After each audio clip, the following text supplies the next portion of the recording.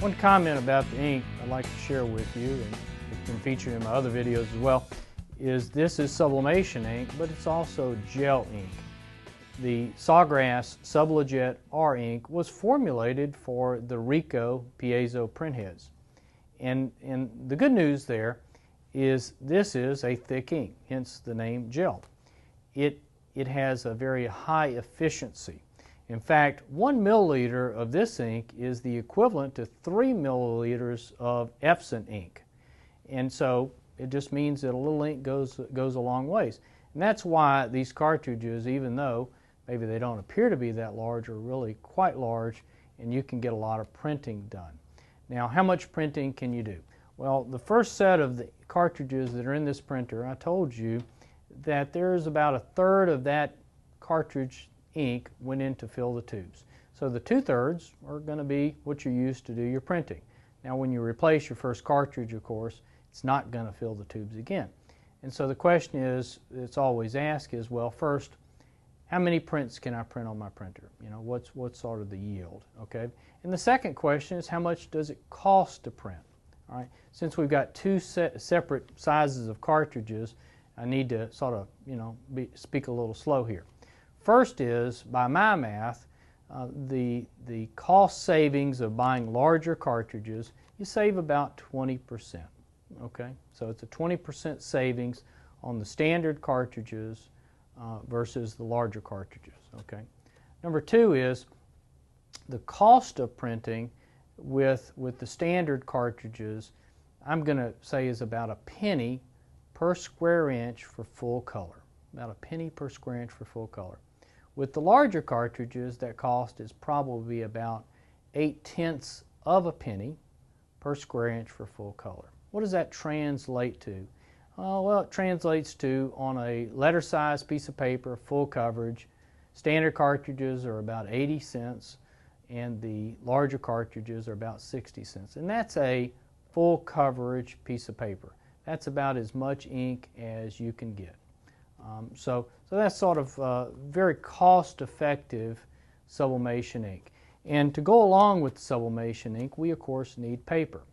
And you might think, well, I can use any paper and it's going to work. But it just doesn't work that way. We need to use paper that is formulated for the sublimation process.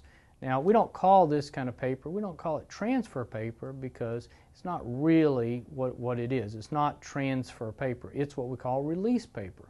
So the purpose of sublimation paper is to move the ink from the printer to the heat press. That's its purpose, okay? And we use two different types of papers we've used historically. They're excellent papers, and they're a little bit interchangeable. The first paper is what we call our Dytrans SPP, Sam, Paul, Paul, and this is an excellent paper. It has a very sharp dot, and we describe that as minimal dot gain. You know, if you drop ink on newspaper print, you know how it spreads out. Well, this paper is going to keep your dots very sharp. Also, it has excellent release characteristics. In other words, when you heat it up and the ink starts to turn into a gas, the paper is going to let it go.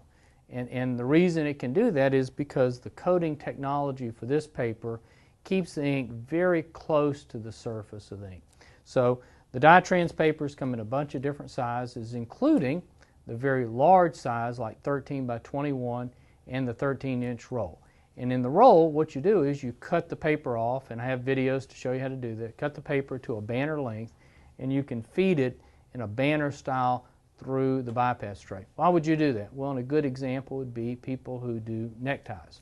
At any rate, what I'm holding in my hand is what we call our mug paper, and this is for 11-ounce mug, and this is a little bit larger for 15-ounce mug.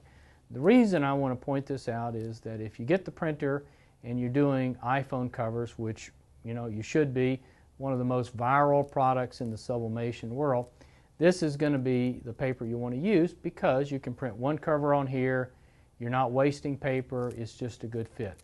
I am finishing up with a little bit smaller size paper just for iPhones because it's been requested, and these new printers do support a little bit smaller size.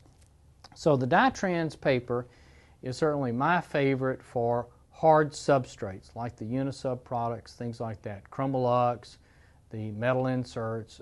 I think it's an excellent product.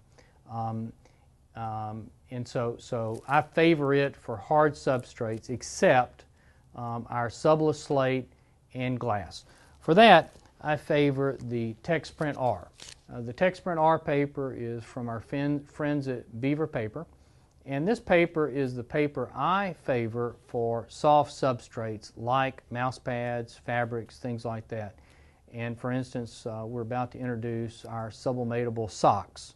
So for soft substrates, this I think is the paper I would recommend. But in the grand scheme of things, both of these papers have a lot of overlap to them, and so if you're in a pinch, you pretty much can use any of the papers for anything. But I'm telling you what I favor. Okay, but both are excellent papers. You might think of them as sort of a backup to each other, kind of stuff. So you need sublimation paper, and these are the two papers you can use. I do not recommend other papers because since the Ricoh prints so fast, some of the older papers and some of the other papers on the market, they don't actually dry fast enough for the speed of the printer. And if wet ink hits the output wheels here, guess what? You're going to get roller marks through your output.